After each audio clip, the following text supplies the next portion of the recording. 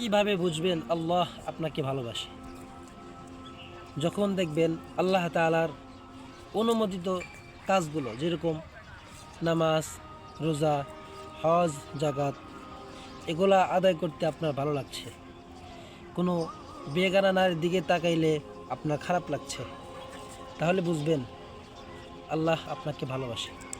পক্ষান্তরে যদি আপনার নামাজ পড়তে ভালো লাগে না, রোজা রাখতে ভালো লাগে না, হজ করতে ভালো লাগে না, বেগানা নারীর দিকে দেখতে খুব ভালো লাগে, ব্যভিচার করতে ভালো লাগে, এক কথায় দুনিয়ার মধ্যে যত ধরনের পাপাচার রয়েছে, যদি সেগুলা করতে আপনার ভালো লাগে, আপনাকে বুঝতে হবে আল্লাহ তাআলা আপনাকে ঘৃণা করেন, আপনার উপর আল্লাহ তাআলা অসন্তুষ্ট।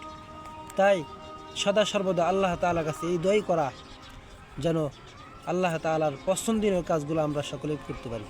আল্লাহ রাব্বুল আলামিন আমাদের সকলকে তৌফিক দান করেন। আমিন।